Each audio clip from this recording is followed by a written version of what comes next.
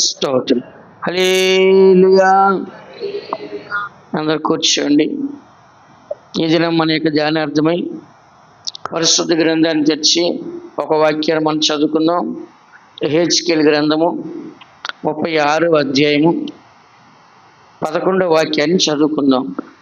యెహెజ్కేలు గ్రంథము 36వ అధ్యాయము 11వ వాక్యాన్ని ఒకసారి చదువుకుందాం. మీ మీద మనుషులను పశువులను విస్తరింపజేసేదను, అవి విస్తరించి అభివృద్ధి నొందును. పూర్వమున్నట్లు మిమ్మును నివాస స్థలముగా చేసి మునుపటి కంటే అధికమైన మేలు మీకు కలుగచేసేదను. అప్పుడు నేనే యెహోవానై ఉన్నానని మీరు తెలుసుకొందురు. ఇక్కడ మనం చదువుతున్న వాక్యంలో ఇశ్రాయేలు ప్రజల గురించి యెహెజ్కేలుతో దేవుడు మాట్లాడుతున్నాడు. ఇశ్రాయేలు యొక్క ప్రజలు దేవునికి దూరం అయిపోయి వాళ్ళు ఎండిపోయిన జీవితంగా మారిపోయింది. ఎలా మారిపోయిందంట? ఎండిపోయిన జీవితంగా. ఒక చెట్టు ఎండిపోతే దాంట్లో ఏ ఫలాలు ఉండవు, ఏ ఒక జీవము దాంట్లో ఉండదు. ఎండిపోయిన చెట్లు ఏమైనా ఉంటుందా? కనీసం పక్షులు కూడా దాన్ని ఉంచవు. ఎండిపోయిన చెట్టు ఉంటే కనీసం పక్షులు కూడా దాని మీదకి వెళ్ళవు. అలాగే ఇశ్రాయేలు యొక్క ప్రజల జీవితాలు ఎలాగున్నాయంటే ఎండిపోయిన జీవితంగా ఉంది. పైన 8వ వాక్యం ఒకసారి చదువుతారా? ఇశ్రాయేలు పర్వతములారా, ఇక కొంతకాలము నాకు ఇశ్రాయేలులకు నా జనులు వచ్చెదరు. మీరు చిగురు పెట్టి వారి కొరకు మీ ఫలములను ఫలించుదురు. ఇక్కడ మనం చదువుతున్న వాక్యంలో దేవుడు పర్వతాలు చెప్తున్నాడు. యెరూషలేము చుట్టూ పర్వతాలు ఉంటాయి, మధ్యలో యెరూషలేము ఉంటుంది. యెరూషలేము చుట్టూ ఏముంటాయి అంట?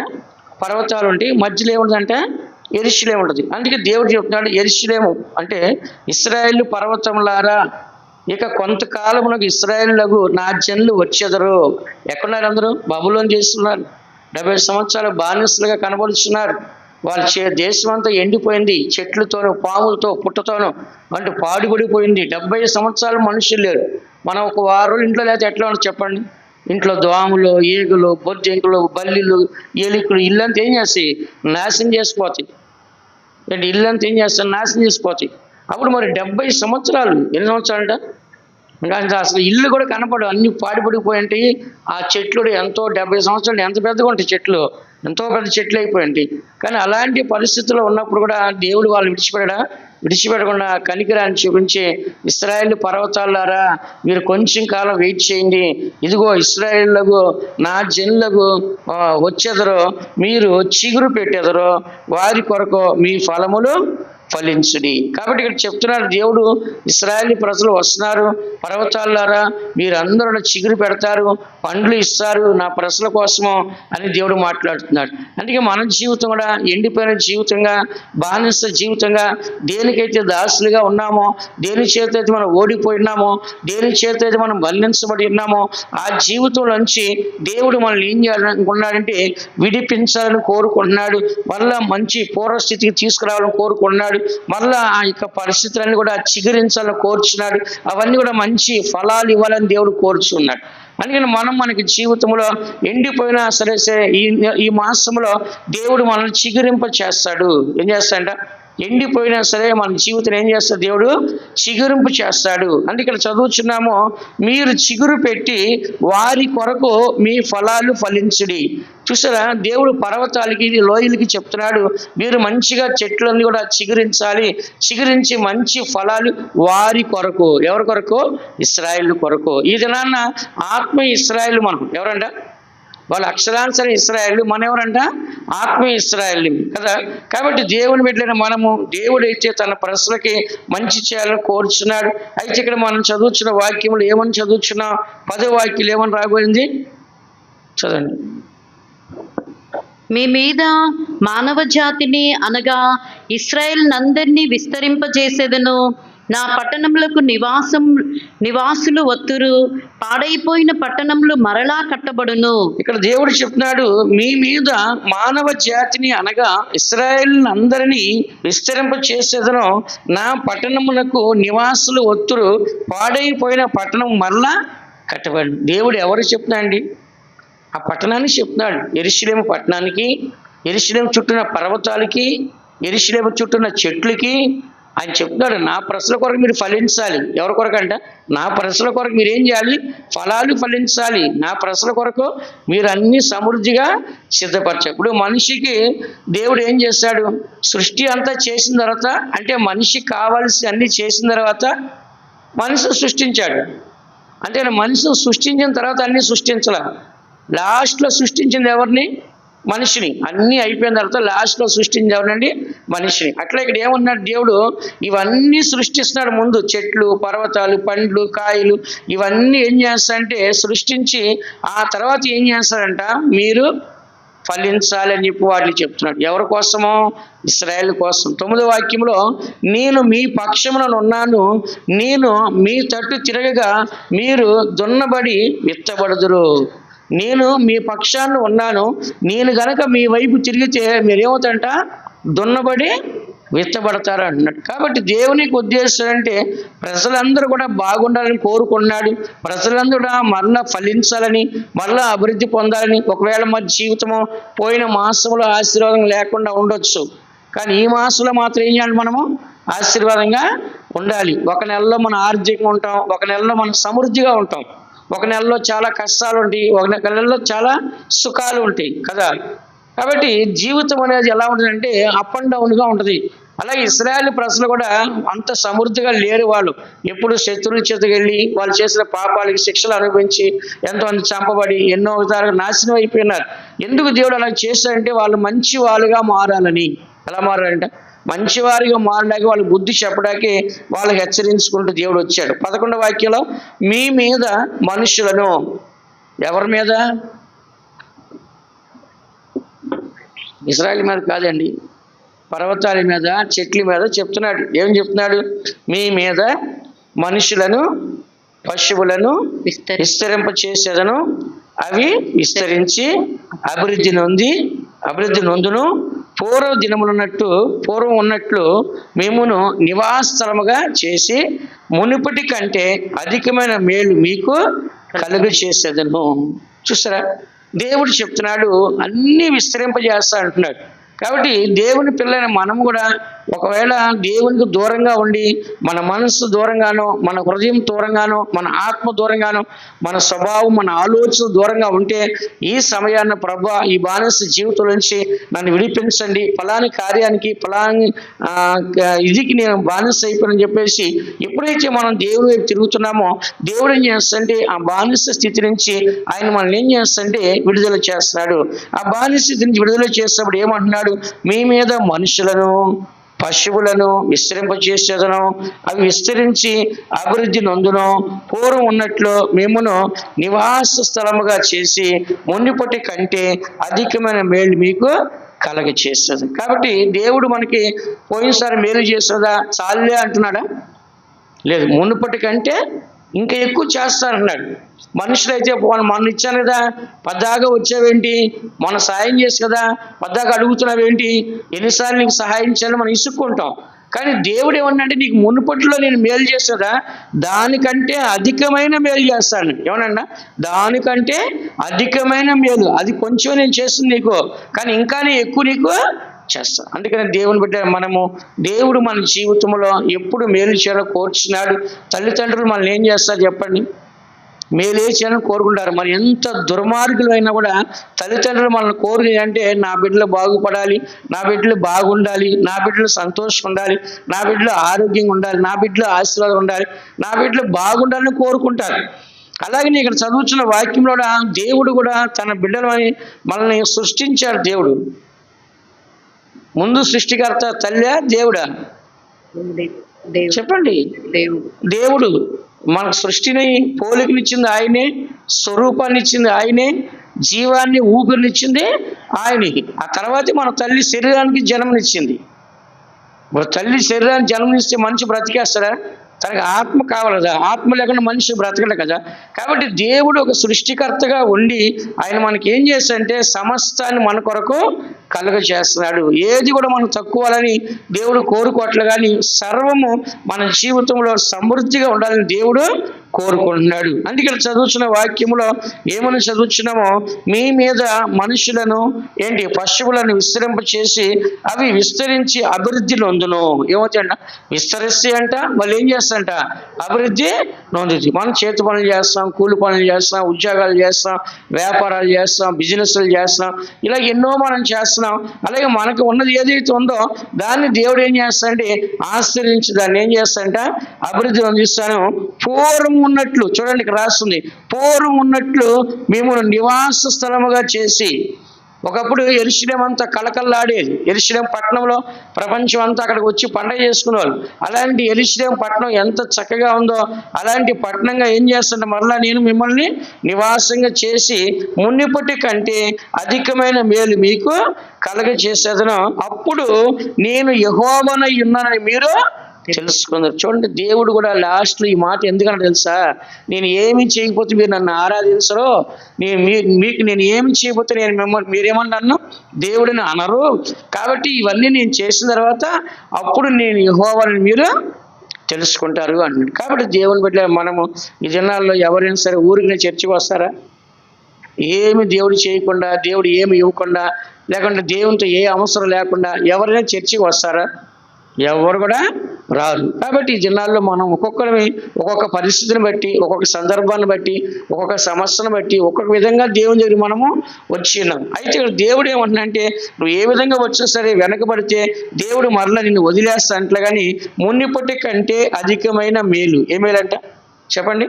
మునిపటి కంటే అధికమైన మేలు. ఈ మేలు మాత్రమే కాదు, ఇంకా నేను చాలా చేస్తాను. ముందు చేస్తాను కదా, ఇప్పుడు నేను చేయనని అంటలేదు, కానీ మునిపటి కంటే కూడా ఏం చేస్తానంట అధికమైన మేలు మీకు కలగ చేస్తా అని చెప్పేసి దేవుడు చెప్తున్నాడు. అందుకని దేవుడు ఎప్పుడు కూడా మనకి ఉద్దేశం అంతా కూడా మేలు చేయాలని ఉద్దేశం ఉంటుంది. జకర్యా గ్రంథము 8వ అధ్యాయం 15వ వాక్యంలో ఒక మాట రాస్తుంది, రాసుకోండి, నేను చదువుతాను. ఈ కాలమున యెరూషలేమునకును యూదా వారికి మేలు చేయని ఉద్దేశించుచున్నాను గనుక భయపడకుడి. దేవుడు అన్నాడు, ఈ సమయాన్ని నేను ఏమన్నాడంట, యెరూషలేమునకును యూదా వారికి మేలు చేయి ఉద్దేశించున్నాను కనుక మీరేం చేయొద్దు, భయపడవద్దు. దేవుడు మనకు మేలు చేస్తాడు, మనుషులు కిడి చేస్తారు, సాతాను కిడి చేస్తుంది, ప్రకృతి కిడి చేస్తుంది, కానీ దేవుడు మాత్రం ఏం చేస్తాడంట మేలు చేయాలని ఆయన ఉద్దేశం. ఎప్పుడు కూడా దేవుడు కిడి చేసేవాడు కానీ కాదు. కీడు చేసే వాళ్ళ ముఖం ఎలా ఉంటుందంటే దేవునికి విరోధముగా ఉంటుందంట. ఎందుకంటే కీడు అనేది దేవుడు ఇష్టపడ్డు. ఎప్పుడు కూడా దేవుడు ఇష్టపడేది మేలునే ఇష్టపడతాడు, కానీ కీడుని దేవుడు ఎంత మాత్రం కూడా ఇష్టపడ్డు. రెండోది మనం చూసినట్లయితే, మొట్టమొదటి మనం చూస్తున్నాము, దేవుడు మునిపటి కంటే అత్యధికమైన మేళ్ళు చేస్తాను, అభివృద్ధి కలిగిస్తాను, విస్తరింప చేస్తానని దేవుడు వాగ్దానం చేశాడు. కాబట్టి ఈ మాసంలో మనం విస్తరించబడతామా లేదా? ఆశ్రయించబడతామా లేదా? అభివృద్ధి పొందుతామా లేదా? అలాంటి వారందరూ మీ చేతి పైకి ఎత్తి ఒకసారి హల్లెలూయా చెప్పండి. హల్లెలూయా. దేవుని బిడ్డన మన అందరం కూడా దేవుడు మనకు ఏం చేస్తాడంటే మేలు ఇచ్చారనే కోరుతాడు. అందుకని మనం పాట పాడుతున్నాం, నా జీవితములో జరిగేవన్నీను మేలాని ఎంచోట నీ కృపయే. నా జీవితములో జరిగేవన్నీను మేలాని ఎంచోట నీ కృపయే. శాశ్వతమైన నీ కృపను ఎన్నాడును నేను మరువను దేవా. శాశ్వతమైన నీ కృపను ఎన్నాడును నేను మరువను దేవా. నా జీవితములో జరిగేవన్నీను మేలాని ఎంచోట నీ కృపయే. నా జీవితములో జరిగేవన్నీను మేలాని ఎంచోట నీ కృపయే. హల్లెలూయా. కాబట్టి పాత కార్యాలన్నీ మనం ఏం చేయాలంట మర్చిపోవాలి. దేవుడు ఏమన్నాడు, పాత కార్యం తీసేయి, మునుపటి కంటే అధికమైన మేలు నీకు చేస్తాను, ఇంకా దాన్ని వదిలేసి దాన్ని మర్చిపో, నేను క్రొత్తగా చేస్తాను అన్నాడు. దేవుడు ఎవరండి? సృష్టికర్త, ఏదన్నా సృష్టించగలడు, ఎప్పుడన్నా సృష్టించగలడు. ఎవరంటే దేవుడు ఏదన్నా సృష్టించగలడు, ఏదైనా కూడా చేయలేదు. మొన్న కూడా ఒక పాట పాడారు. ఏ పాట పాడారు? ఏదైనా చేయగలవు, కథ మొత్తం మార్చగలవు అని. దానికి ఒకటి కామెంట్ పెట్టాడు, ఏదైనా దేవుడు చేయలేడు, పాపం చేయలేడు దేవుడు, ఎవరు రాడు పాట కట్టింది అన్నాడు ఇంకొకడు. దేవుడు ఏదైనా ఎందుకు చేస్తాడు, కథలు ఎందుకు మారుస్తాడు, కథలు మార్చేవాళ్ళకి కనిపించాడా? పిచ్చి పిచ్చి పాటలు కట్టి పిచ్చి పిచ్చి వేషాలు ఎత్తారు, అడిగి బుద్ధి చెప్పని చెప్పి ఒకడు పెద్దగా ఇంకోటి పెట్టాడు దానికి. దేవుడు పాపం చేయడు, ఏదైనా ఎలా చేయగలడు ఆయన, పాపం చేయలేడు ఆయన, చేయలేడు ఆయన అని చెప్పేసి మాట్లాడుతున్నాడు. ఇట్లా కొంతమంది కూడా ఉంటారు, రకరకాలైన మనుషులు, ఎంత విచిత్రమైన మనుషులు కూడా ఉంటారు. కాబట్టి మనం ఏం చేయాలంటే పాత కార్యాలు ఏం చేయాలంటే మనము మర్చిపోవాలి. రెండోది మనం చూద్దాం, యెషయా గ్రంథం 43 అధ్యాయం 18 బైబిల్ చదవండి. యెషయా గ్రంథం 43 అధ్యాయం 18 వాక్యం. మునుపటి వాటిని జ్ఞాపకము చేసుకొనకుడి, పూర్వకాలపు సంగతులను తలంచుకొనకుడి. ఇక్కడ మనం చదువుతున్న వాక్యంలో, ఈ వాక్యం మనం ఇంతకుముందు కూడా చదివి విని ఉంటాము. అయితే మనం చదువుతున్న మునుపటి వాటిని అంటే ముందు జరిగిపోయిన దాని గురించి ఈరోజు మనం వినే వాక్యం. ఇవాళ ప్రసంగం సబ్జెక్ట్ ఏంటి? మునుపటిది అంటే జరిగిపోయిన దాని గురించి కాదు, ఇప్పుడు జరగాల్సిందని చూడాలి మనం.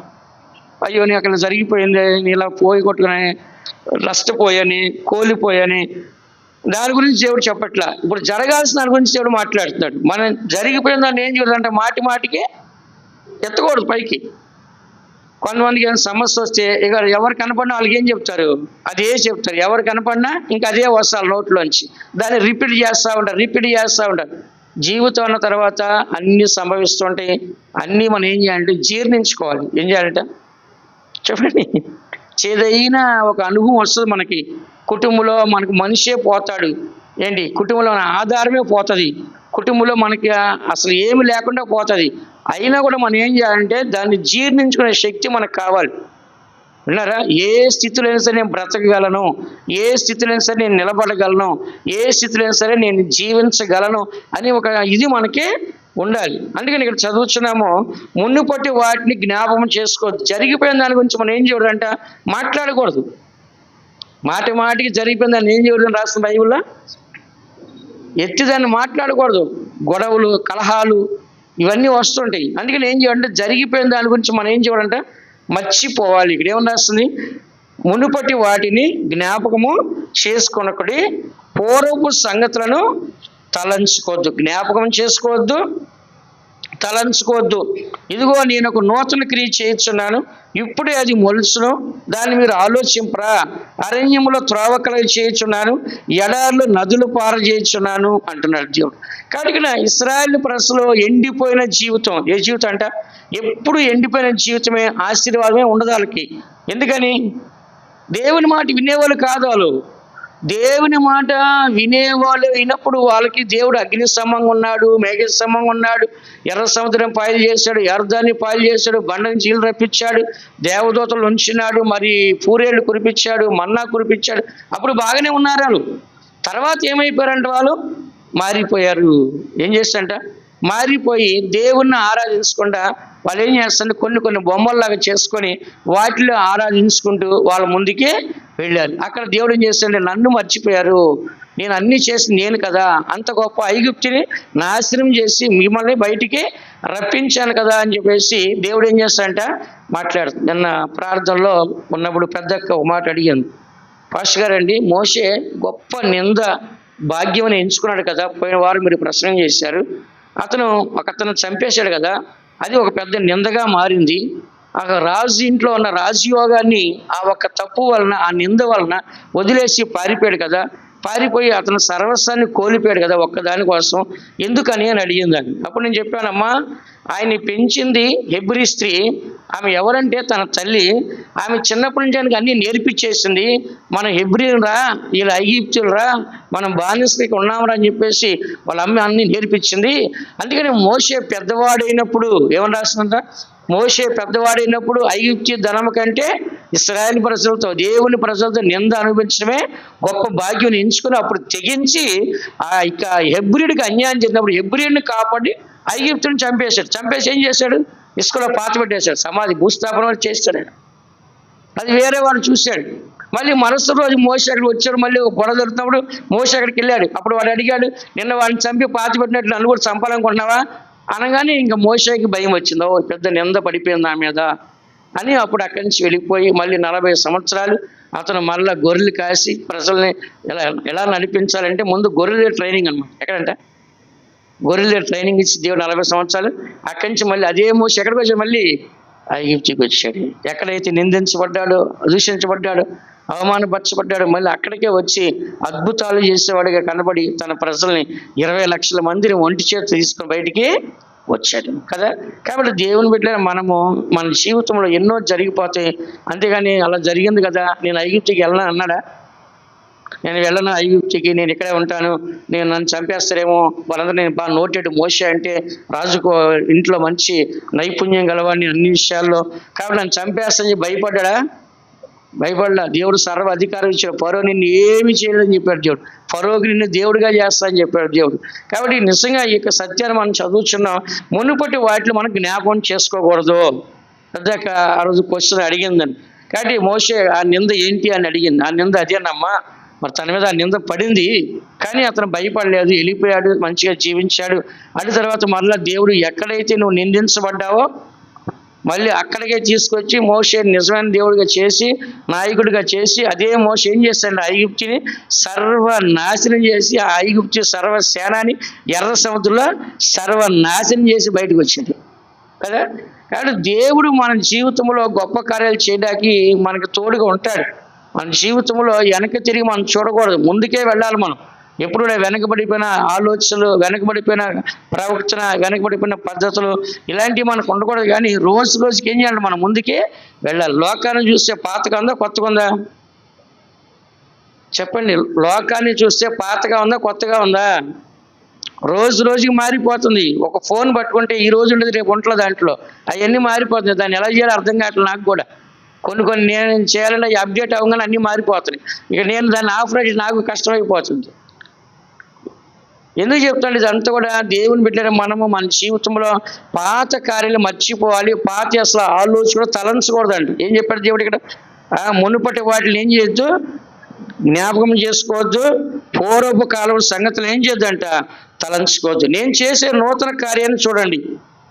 దేవుడు చేసే నూతన కార్యాన్ని మనం చూడగానే పాత దాన్ని మనం ఏం చూడదు, మరలా చూడకూడదు. అందుకని ఇక్కడ చదువుతున్నాము, మునుపటి వాటిని మనం ఏం చేయాలి, జ్ఞాపకం చేసుకోవాలా, జ్ఞాపకం చేసుకోకూడదా? మీరు చెప్పండి.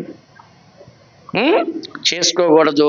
కాబట్టి మన జీవితంలో పాత కార్యాలని మనం విడిచిపెట్టే వరకు ఉంటేనే కొత్త కార్యాలు దేవుడు చేస్తాడు. పాత బట్టలు ఇడిస్తేనే మనం ఏం చేస్తాం, కొత్త బట్టలు మనం వేసుకుంటాం. మురికి బట్టలు ఇడిచేస్తే ఏం చేస్తాం, మంచి బట్టలు మనం వేసుకుంటాం. మురికి బట్టలు మంచి బట్టలు వేయగలమా? చెప్పండి, వేయగలమా? వేయలేము. అలాగే మురికి బట్టలు తీసేటప్పుడే మంచి బట్టలు వేస్తాం. అలాగే మన జీవితంలో పాత కార్యాలన్నీ, అరిగిపోయిన కార్యాలు, ఇరిగిపోయిన కార్యాలు, పాడైపోయిన కార్యాలు ఏం చేయాలి, మనము తీసేయాలి. అట్లా తీసేసి ఏం చేయాలి, మనము కొత్త దాన్ని మనము ధరించుకునే వరకు మనము కనపడాలి. మూడోది మనం చూసినట్లయితే రూతు గ్రంథము 3వ అధ్యాయము 10వ వాక్యాన్ని ఒకసారి చూడండి. రూతు గ్రంథము 3వ అధ్యాయము 10వ వాక్యాన్ని ఒకసారి చూడండి. అతడు, నా కుమారి, యెహోవా చేత నీవు దీవెన నొందిన దానవు. కొద్దివారినే కాని గొప్పవారినే కాని యవనస్తులను నీవు వెంబడింపక ఇండుట వలన నీ మునుపటి సత్ప్రవర్తన కంటే వెనుకటి సత్ప్రవర్తన మరి ఎక్కువైనది. ఇక్కడ మనం చదువుతున్న వాక్యంలో బోయాజు రూతుతో మాట్లాడుతున్నాడు. రూతు వచ్చి బోయాజు యొక్క కళ్ళములో ఉంది. ఎక్కడుందంట? మొన్న విజయవాడ నుంచి వస్తున్నప్పుడు అక్కడికి పొలాల గురించి అసలు ఏం తెలియదు ఆమెకి. అప్పుడు చూపించే, ఇదిగమ్మ పొలాలు ఇలాగుంటాయి, దీని లోపల వడ్లు ఇట్లా కుప్ప వేసి పెడతారు, ఆ తర్వాత మళ్ళీ వాటిని తీసి కళ్ళంలో కొట్టి వాటిని మళ్ళీ వడ్లు ఏం చేస్తారు, తీసి మళ్ళీ ఇంకో కుప్పలాగా పెట్టి దానిలో పోసి పెడతారు, కావాల్సిన వాడుకుంటారు, అవసరం అమ్మేసుకుంటారు అని చెప్తే, ఇదేనా రూతమ్మ పోయి బోయాజు దగ్గర కళ్ళంలో ఉంది అవునమ్మా, ఆ వడ్లు కొట్టేటప్పుడు పెద్ద పండగలాగా ఉంటుంది. కోత కోసినప్పుడు అవన్నీ సమకూర్చినప్పుడు, కుప్ప వేసినప్పుడు, వడ్లు కొట్టులో పోసినప్పుడు పండగలా ఉంటుంది. అందుకని ఏం చేస్తారంటే దొంగలు వస్తారేమో, ఏమైనా జరిగిద్దేమో, పొలాల్లో పండుకుంటారు యజమానులు. మేము కూడా చిన్నప్పుడు అట్లా పండుకున్నాం మేము కూడా. కాబట్టి అది కళ్ళం అంటారు, దాంట్లో పండుకుంటారు. కాబట్టి బోయేజ్ గారు కూడా ఏం చేసింది, వడ్లన్నీ కోసిన తర్వాత గోధుమలన్నీ ఏం చేస్తుందంట, ఆ నైట్ అక్కడ పండుకున్నాడు. నయం ఏం చేసింది, నువ్వు ఆయన పెళ్లి చేసుకుంటే నీ లైఫ్ సెటిల్ అయిపోద్ది, మంచి ధనవంతుడు, మనకు బంధువుడే, నువ్వు పోయి నైట్ వెళ్ళి ఆయన దగ్గర పండుకో ఏంటి అని చెప్పేసి ఆమె ఏం చేసింది, పంపించింది.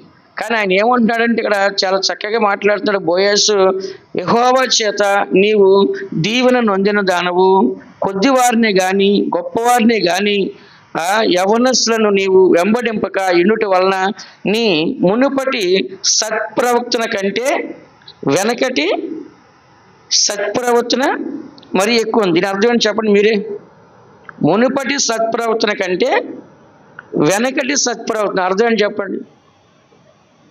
ముందు ప్రవర్తన అంటే తర్వాత ప్రవర్తన ఇంకా బాగుందంట, అంటే ఇంకా అభివృద్ధి ఇంప్రూవ్మెంట్ అయిపోయింది ఆమె. అంటే అక్కడికి వచ్చిన తర్వాత యవ్వన వయసులో భర్తను పోగొట్టుకొని యవ్వన వయసులో ఎవరిని వెంబడించలేదు. తన యవ్వనాన్ని కాపాడుకుంది, తన జీవితాన్ని కాపాడుకుంది. ఎవరితో కూడా ఎలాంటి శరీర సంబంధ ఆలోచనలు కానీ, ఇటువంటి చిన్న మిస్బిహేవ్ కానీ ఏ ఒక్కటి కూడా ఆమె జీవితం లేకుండా ఉంది. ఆయన చెప్తున్నాడు, నువ్వు యెహోవా చేత దీవెన నొందిన దానివమ్మ, గొప్ప వాళ్ళని వెంబడించలేదు, కొద్ది వారిని వెంబడించలేదు, అంటే ధనవంతులు వెంబడించలేదు, పేదవాళ్ళని వెంబడించలా, ఏ యవనస్తులతో నువ్వు తప్పు చేయలేదు.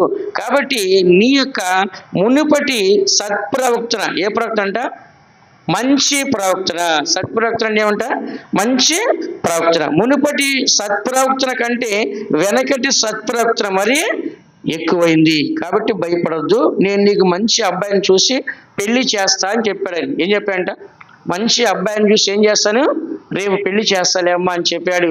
ఆ తర్వాత ఆమె పెళ్లి సంబంధం చూసిన తర్వాత వేరే అతను, అమ్మ నేను చేసుకోలేను, నాకు వద్దు అన్నాడు. ఆ తర్వాత బోయేజ్ చెప్పాడు, సరే నేనే చేసుకుంటాను అన్నాడు. ఈమె దగ్గర చూస్తే పరిగి ఏరుకునే అడుక్కునే మనిషి, ఆయన చూస్తే కోటీశ్వరుడు. కానీ ఆయన ఏం చేస్తాడంట, ఆమెను పెళ్లి చేసుకున్నాడు. డబ్బు చూశాడా, ఏం చూసాడు ఆమె దగ్గర, దేవుని వలన దీవెన పొందింది, మంచి సత్ప్రవర్తన కలిగి ఉంది, మోయాబు దేశం నుంచి వచ్చింది, యూదా మనిషి కాదు. బోయేజ్ ఎవరి గోత్రము, యూదా గోత్రం. చూసారా, యూదా గోత్రం. అయితే దేవుడు అతని ద్వారా నిజంగా ఆమెను పెళ్లి చేస్తున్నాడు. ఆయన ద్వారా యెష్షయి వచ్చాడు, యెష్షయి ద్వారా దావీదు వచ్చాడు, దావీదు ద్వారా యేసు ప్రభు వచ్చాడు. ఎవరు వచ్చాడు, ఎవరి కుటుంబంలో నుంచి, రూతు కుటుంబంలో నుంచి ఎవరు వచ్చాడంట, యేసు ప్రభు బయటికి వచ్చాడు. అందుకని మన జీవితంలో మునుపటి ప్రవక్తన కంటే ఇప్పుడు మనం పెరగాల తరగాల, చెప్పండి, అందరూ చెప్పండి. ఇంతకుముందు మన ప్రార్థన అంటే ఇప్పుడు ప్రార్థన పెరగాలి, ఇంతకుముందు విశ్వాసం కంటే ఇప్పుడు విశ్వాసం పెరగాలి, ఇంతకుముందు పరిశుద్ధత కంటే ఇప్పుడు పరిశుద్ధత పెరగాలి, ఇంతకుముందు నీతి కంటే ఇప్పుడు నీతి ఇంకా పెరగాలి, ఇంతకుముందు సమాధానం కంటే ఇంకా ఇప్పుడు సమాధానము పెరగాలి, ఇంతకుముందు ఉన్న మంచితనం కంటే ఇప్పుడు ఇంకా మంచితనం మనలో పెరగాలి. అంతేగాని మనం అలాగే ఉండకూడదు. మనలో ఏముండాలంట, స్కూల్ టీచర్లు అడిగితే ఏమంటారు, పిల్లలు ఇంప్రూవ్మెంట్ లేదండి, స్టూడెంట్లు ఇంప్రూవ్మెంట్ లేదండి, వాడు ఇప్పటికీ అప్పుడు ఎప్పుడు ఒకలాగా ఉన్నాడండి అంటారు. అప్పుడు మనుషులనే మనం అలా అభివృద్ధి చెందాలని చూసినప్పుడు దేవుడు మనం చూస్తారా చూడ్డా, మనం కూడా అభివృద్ధి పొందాలని దేవుడు మనల్ని కోరుకుంటాడా కోరుకోడా, తప్పకుండా కోరుకుంటాడు. అందుకే చదువుతున్న వాక్యంలో రూతమ్మను మనం చూసినప్పుడు మునుపటి ప్రవక్తన కంటే వెనకటి ప్రవక్తన మరీ ఎక్కువైంది. కాబట్టి మనం మంచి నేర్చుకోండి, మంచి చేద్దాం. మంచి నేర్చుకుంది, మంచి చేస్తుంది. కాబట్టి దేవుడు ఆమెకి ఏం చేస్తాడు, మంచి భర్తనిచ్చాడు, మంచి జీవితాన్ని ఇచ్చాడు, మంచి వంశావళిని ఇచ్చాడు కదా, మంచి వంశావళి దేవుడు ఆమెకి ఇచ్చాడు. అందుకని మనకి జీవితంలో ఈ సత్యాలు మనం చదువుతున్నాం. మునుపటి కంటే మనలో ఒక మార్పు రావాలా వద్దా, చెప్పండి, మార్పు రావాలా వద్దా, రావాలి. కాబట్టి మన జీవితంలో ఎప్పుడు కూడా చెడు కార్యం అనేది మనలో రాకుండా చూసుకోవాలి. రూతములు ఏం రాలేదని సాక్షి ఎప్పుడైనా, ఒకటి దేవుని వల్ల దీవుని పొందావు, గొప్పవారిని వెంబడించలేదు, కొద్దివారు వెంబడించలేదు, యవనస్తులు వెంబడించలేదు, నీళ్ళు ఏ పాపము లేదు. మళ్ళీ ఏమన్నా మునిపటే ప్రవక్తన కంటే వెనకటే సత్ప్రవక్తన ఇంకా ఎక్కువ అయ్యింది. కాబట్టి మన జీవితంలో మంచి సత్ప్రవక్తన కలిగి మనం ముందుకు వెళ్ళేవారిగా మనకు కనపడాలి. అందుకని నేను అనేక జీవితాల్లో ముఖ్యమైన కార్యాలు తీసుకొని మీకు బోధిస్తున్నాను. కాబట్టి 4వది మనం చూసినట్లయితే కనుక యెషయా గ్రంథము 65వ అధ్యాయము 16వ వాక్యం చూడండి. యెషయా గ్రంథము 65వ అధ్యాయము 16 వాక్యం చదవండి. దేశములో తనకు ఆశీర్వాదము కలుగవలనని కోరువాడు నమ్మదగిన దేవుడు తన్ను ఆశీర్వదింపవలనని కోరుకొనును. దేశములో ప్రమాణము చేయువాడు నమ్మదగిన దేవుని తోడని ప్రమాణము చేయును. పూర్వము కలిగిన బాధలు నా దృష్టికి మరువబడును, అవి నా దృష్టికి మరుగవును. కాబట్టి ఇక్కడ మనం చదువుతున్న వాక్యంలో దేశములో తనకి ఆశీర్వాదము కలగవల్లని కోరువాడు ఎవరంట? దేశంలో ఎవరైతే ఆశీర్వాదం కలగాలని కోరుకున్నాడో వాడు నమ్మదగిన దేవుడు తన ఆశ్రయింపాలని కోరుకోవాలి. ఆ మనుషులు బాగా డబ్బు ఉన్నవాళ్ళు వాళ్ళు నాకు సహాయం చేయాలా, ఈ మనుషులు బాగా డబ్బు ఉండేవాళ్ళు వీళ్ళు నాకు సహాయం చేయాలా, వాళ్ళకి పెద్ద ఉద్యోగం ఉంది, పెద్ద బంగ్లా ఉంది, వాళ్ళు సహాయం చేయాలా, లేదంటే పలానా ముఖ్యమంత్రి సహాయం చేయాలా, ఇలాగ మనం ఎవరి వైపు చూడకూడదు చెప్పండి? మనుషుల వైపు చూడకూడదు. ఎవరి వైపు చూడాలి? దేశంలో దేవుడు ఆశ్రయించాలంటే మనం ఎవరి వైపు చూడాలి? దేవుని వైపు చూడాలి. ఈ దినాల్లో చాలా మంది మనుషులు ఏం చేస్తారు? మనుషులు చూస్తారు.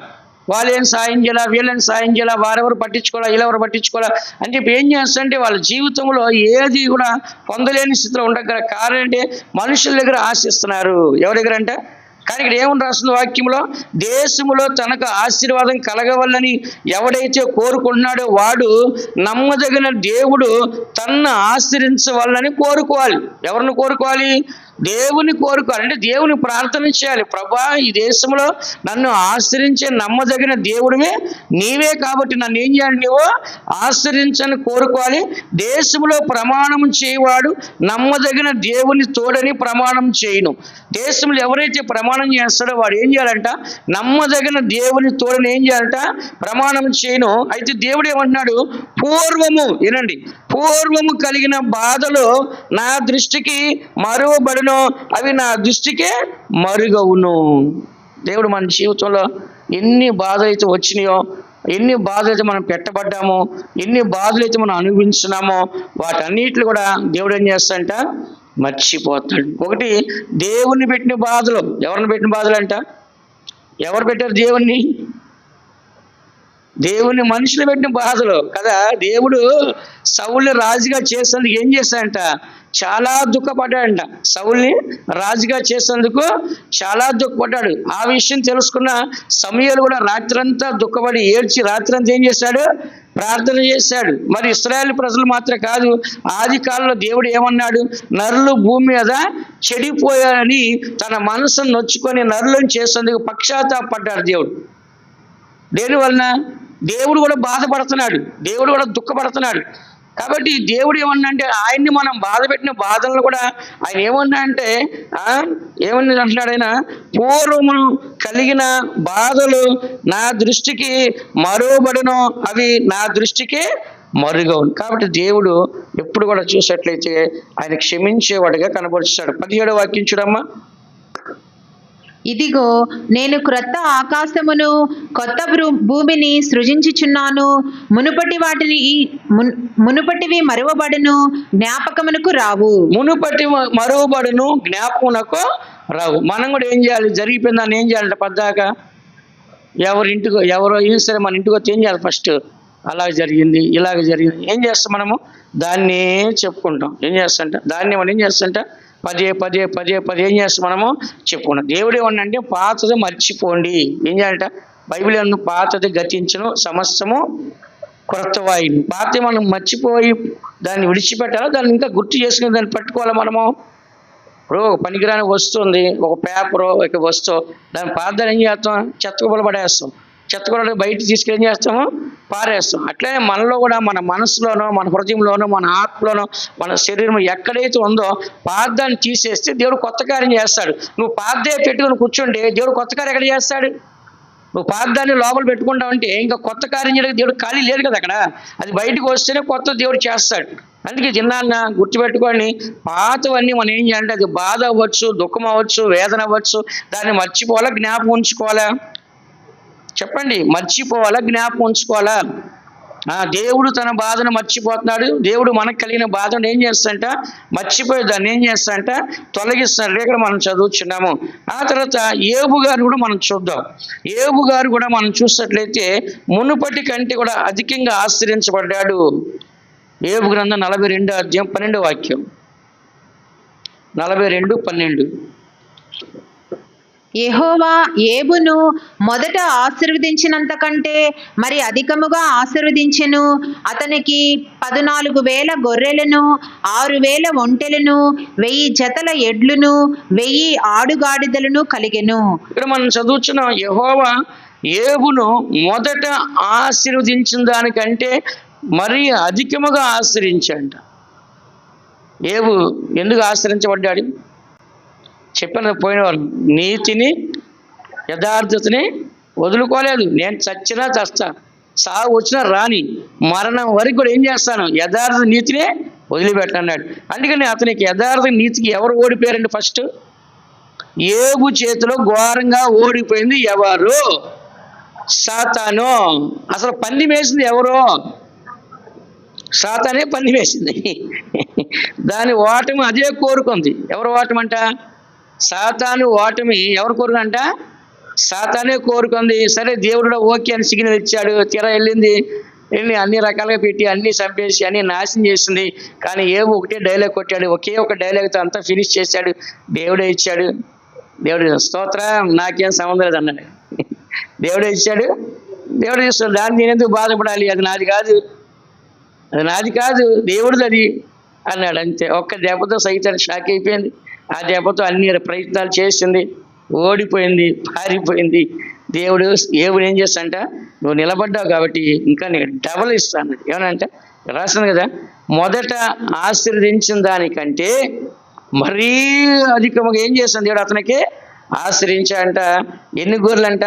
14,000 గొర్రెలు, 6,000 ఒంటెలు, 1000 జతల ఎడ్లు, 1000 ఆడ గాడిదలు. చూడండి, తనకి ఆ రోజులు ఆస్తి అంటే అదే. ఈ రోజులు అంటే బిల్డింగ్లు, స్థలాలు, పొలాలు, డబ్బు, బంగారము, కార్లు, ఇవన్నీ మనకి.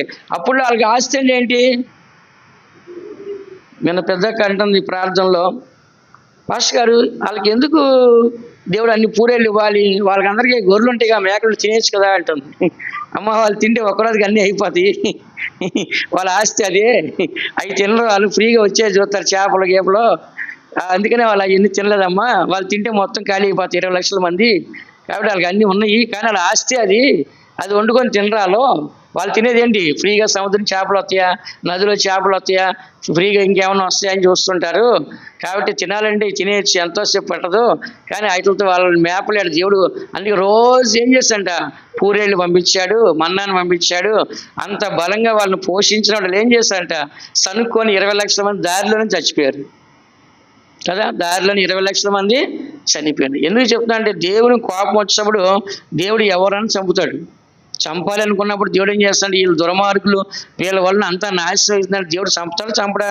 తప్పకుండా చంపుతాడు. కాబట్టి ఏబు గారు ఏం చేస్తాడంటే, నీతిలోను యథార్థంలో నిలబడ్డాడు కాబట్టి సాతాను ఓడిపోయి ఆయన ఏం చేస్తాడంట, రెండంతలుగా ఆశ్రయించబడ్డాడు. ఆ రోజు మనం చూసినట్లయితే కనుక పౌలు గారి గురించి మనం చదువుదాం. 1 తిమోతి 1వ అధ్యాయము 12వ వాక్యం చూడండి. 1 తిమోతి 1వ అధ్యాయం 12వ వాక్యం. పూర్వము దూషకుడును హింసకుడును హానికరుడనైన నన్ను తన పరిచర్యకు నియమించి నమ్మకమైన వానిగా ఎంచినందుకు నన్ను బలపరిచిన మన ప్రభువైన క్రీస్తు యేసుకు కృతజ్ఞుడనై ఉన్నాను. ఇక్కడ మనం చదువుతున్నాం పూర్వము అంటే ఏంటంటే, ఇంతకుముందు జరిగిపోయింది జీవితం. జరిగిపోయిన జీవితం ఆయనది ఎలా ఉందంటే, దోషకుడు, హింసకుడు, హానికరుడు. ఎన్ని రకాలైన చెడ్డ స్వభావాలు ఆయన దగ్గర?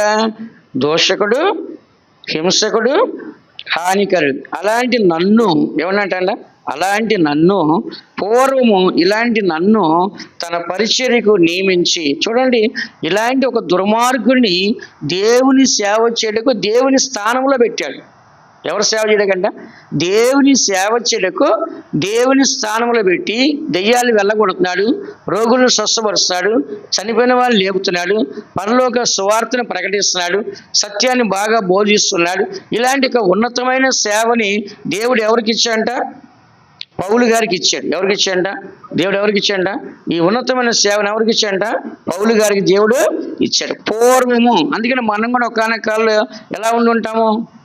దెయ్యాల్లాగా, గయ్యాలు గంపల్లాగా, లేకుంటే మెంట్లోలాగా, పిచ్చోళ్ళలాగా, చిక్కలోళ్ళలాగా రకరకాలుగా మనం కూడా క్రూరంగా ఉంటాం, మూర్ఖంగా. కానీ కూడా ఇవన్నీ మనం ఏం చేస్తామో మార్చుకున్నాం. ఎవరేమనంటే సగించుకున్నాం, ఎవరైనా ఓర్చుకున్నాం, ఎవరన్నా ఏమనంటే భరించుకున్నాం. సరేలే దేవుడు చూసుకుంటాడులే, హింసించేవారు హింసించొద్దు అన్నాడు, దూషించేవారు దూషించొద్దు అన్నాడు, శపించిన వారు శపించొద్దు అన్నాడు అని చెప్పేసి ఏం చేస్తాం, ప్రతిదాన్ని మనం సర్దుకుంటూ పోతున్నాం. కారణం ఏంటి? కారణం ఏంటి చెప్పండి? మనం మారాము. ఏమైపోయాం మనము? పూర్వం మనం అయితే ఎలా ఉన్నా అంట, అందరూ అంటే కొంతమంది, నేను ముందు సింహంలాగా ఉండేవాడిని, పులిలాగా ఉండేవాడిని, ఇప్పుడు పిల్లిలాగా అయిపోయానంటారు. ఎలా అయిపోయారంట? పులిలాగా ఉండేది ఏమైపోయాడంట? పిల్లిలాగా. ఎందుకు పిల్లిలాగా అయిపోయాడు? స్వభావం మారిపోయింది. మతం మారలేదు. ఏం మారిందంట? మతం మారలేదు. ఏం మారింది? స్వభావం మారింది. అందుకే చదువుతున్న, పూర్వం అయితే నేను దోషకుణ్ణి, హింసకుణ్ణి, హానికరమైన నన్ను ఆయన తన పరిచర్యకు అంటే ఆయన యొక్క సేవ చేయడానికి నన్ను నియమించి నమ్మకమైన వారిగా ఎంచినందుకు నన్ను బలపరిచిన మన ప్రభువైన యేసుక్రీస్తుకే కృతజ్ఞత కలిగి ఉన్నాను.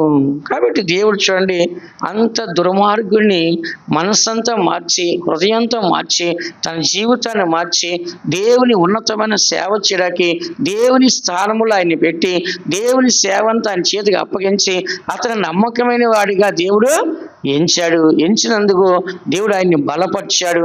ఆయన ద్వారా బలమైన కార్యాలు దేవుడు జరిపించాడు. అందరి కంట్లు మూసుకోండి. దేవుని బిడ్డలారా, మనము మన యొక్క జీవితంలో ఎల్లప్పుడూ కూడా మునుపటి కార్యాలని మనం జ్ఞాపకం చేసుకుంటే మనం ముందుకు వెళ్ళలేము. మనలో మార్పు అనేది రాదు. కాబట్టి మొట్టమొదటిగా ఇశ్రాయేలు ప్రజలు మునుపటి వాటికంటే అధికమైన మేలు చేస్తానని వాగ్దానం చేసి సమస్తాన్ని ఇచ్చాడు.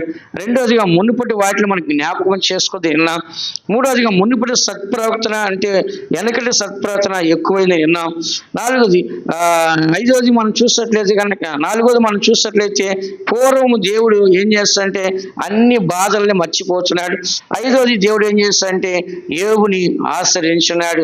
ఆరోజు మనం చూసినట్లయితే కనుక సౌలు అనే వ్యక్తిని పౌలుగా మార్చి, ఒక పాపిని ఒక పరిశుద్ధుడిగా మార్చి, సర్వ సేవని సర్వ అధికారాన్ని అతనికి ఇచ్చి, అతని ద్వారా బలమైన సేవ చేసి, గొప్ప కార్యాలు సేవ చేయించుకొని అతన్ని బలంగా వాడుకున్నాడు. మనం కూడా పాత జీవితాన్ని, పాత మాటలు, పాత క్రియలు, పాత ప్రవర్తన, పాత స్వభావం, పాత ఆలోచనలు మనం మార్చుకొని ఎల్లప్పుడూ కూడా మనం నవీన స్వభావం ధరించుకోవాలి. పాతవి గతించే సమస్య క్రొత్తగా ఉండాలి. మునుపటి వాటిని జ్ఞాపకం చేసుకోకుండా, తలంచుకోకుండా అత్యధిక మేళ్లు పొందుటకు దేవుడు మనకు సహాయించను గాక. ఈ మాసం అంతా దేవుడు మనల్ని ఆశీర్వదించును గాక. ఆమేన్. శాశ్వతమైన నీ కృపను ఎన్నాడును నేను మరువను దేవా. శాశ్వతమైన నీ కృపను ఎన్నాడును నేను మరువను దేవా. నా జీవితములో జరిగేవన్నీయును మేలని ఎంచుట నీ కృపయే. నా జీవితములో జరిగేవన్నీయును మేలని ఎంచుట నీ కృపయే. నా జీవితములో జరిగేవన్నీయును మేలని ఎంచుట నీ కృపయే. నా జీవితములో జరిగేవన్నీయును మేలని ఎంచుట నీ కృపయే. స్తోత్రం, స్తోత్రం, స్తోత్రం, స్తోత్రం, స్తోత్రం. ప్రభు మన కోటంతా ఆశ్రయించేందుకు స్తోత్రించదమా. స్తోత్రం, స్తోత్రం, స్తోత్రం. పాటలో ప్రార్థన, వాక్యము, సాక్ష్యం ఆశ్రయించేందుకు స్తోత్రించదమా. స్తోత్రం, స్తోత్రం, స్తోత్రం, స్తోత్రం. దేవుడు చెప్పిన 6 అనుభవాలు మనం అనుభవించి దేవుని అసలు పాతవి జ్ఞాపకం చేసుకుండా అన్ని క్రొత్త పొందుకోవడానికి మన స్వభావం, మన ఆలోచన, మన ప్రవర్తన, మన క్రియలు అన్ని మార్చుకొని ఆశీర్వాదము మేళ్లు పొందుటకు దేవుడు సాధించినట్లుగా స్తోత్రించదమా.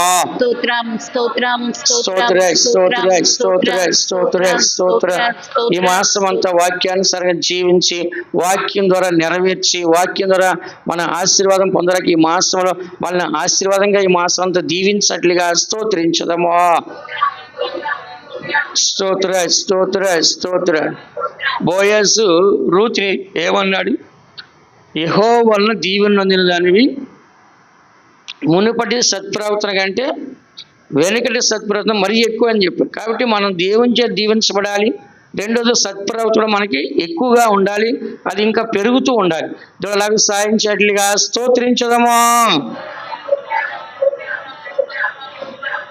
స్తోత్ర స్తోత్ర స్తోత్ర స్తోత్ర. ఈరోజు మన మధ్యలో సరిత వాళ్ళ భర్త చనిపోయిన నిమిత్తము భోజనాలు ఏర్పాటు చేశారు.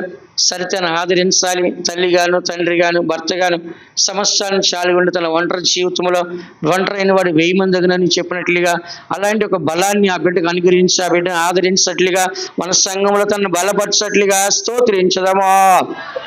స్తోత్ర స్తోత్ర స్తోత్ర స్తోత్ర స్తోత్ర స్తోత్ర. వచ్చేవారు మనల్ని ప్రార్థన సాయం కోరిన వారు లైవ్లో ఉన్నవారు అందరినీ ఆశ్రయించట్లుగా స్తోత్రించదమా. స్తోత్ర స్తోత్ర స్తోత్ర. తండ్రి కుమార పరిశుద్ధాత్మను స్తోత్రించదమా. స్తోత్ర స్తోత్ర స్తోత్ర. ప్రభుత్వ రాబోచనం పరిశుద్ధపరిచి ఆయన రాకలికి సిద్ధపరచట్లుగా స్తోత్రించదమా. స్తోత్ర స్తోత్ర స్తోత్ర. ప్రార్థించండి. స్తోత్రం స్తోత్రం. మహాపరిశుద్ధమైన మా తండ్రి, మీకు పరిశుద్ధ నామమునకు స్తోత్రం చెల్లించున్నామయ్యా.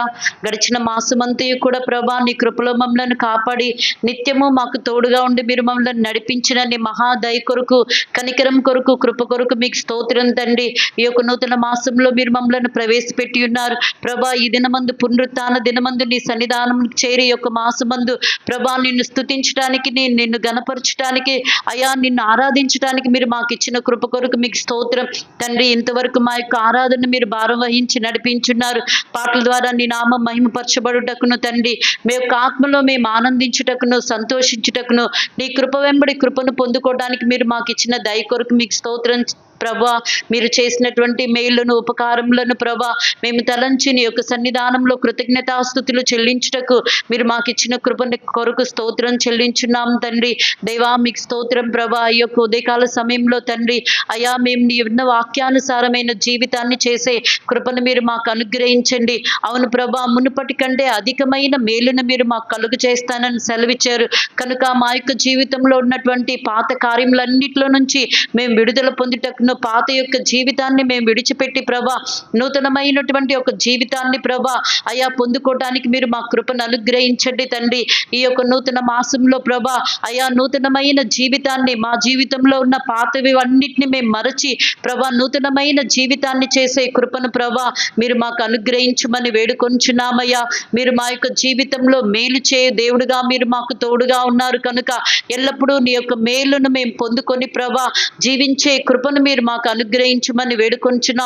మా యొక్క జీవితంలో మంచి ప్రవర్తన కలిగిన వారముగా జీవించడానికి ప్రభా యేసయ్య మాలో ఉన్నటువంటి చెడు కార్యములన్నిటిలో నుంచి మేము విడుదల పొంది మంచి ప్రవర్తన కలిగి ప్రభా ఈ యొక్క దినాల్లో జీవించే కృపను మీరు మాకు అనుగ్రహించమని వేడుకొంచున్నా తండ్రి. మీకు స్తోత్రం. మాకు పూర్వం కలిగినటువంటి బాధలన్నిటిలో నుంచి అయా మమ్మలను ప్రభా యేసయ్య విడిపించి మమ్మలను క్షమించి ప్రభా అయా మా జీవితంలో నూతనంగా ప్రభా కార్యములను మీరు జరిగించమని వేడుకొంచున్నానయ్యా. మీకు స్తోత్రం తండ్రి. మీకు స్తోత్ర ప్రభా. మేము ఎల్లప్పుడూ నీ యొక్క ఆశీర్వాదములను, నీ యొక్క దీవెనలను పొందుకొని ప్రభా అయా అధికమైనటువంటి ఆశీర్వాదముల చేత దినదినము మేము అభివృద్ధి పొందుటకును ప్రభా ఆత్మ సంబంధమైన ఆశీర్వాదంలో, భూ సంబంధమైన ఆశీర్వాదములను పొందుకునే కృపను మీరు మాకు అనుగ్రహించమని వేడుకొంచున్నామయ్యా.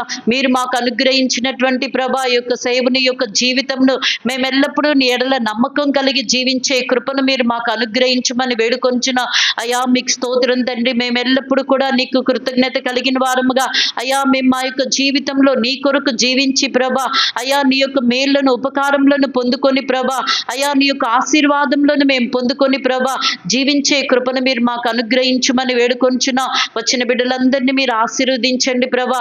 లైవ్ లో ఉన్న బిడ్డలను మీరు ఆశీర్వదించండి. ఆత్మ సంబంధమైన ఆశీర్వాదముల చేతను, భూ సంబంధమైన దీవెనల చేత ప్రతి ఒక్కరిని మీరు నింపుమని వేడుకొంచున్నామయ్యా.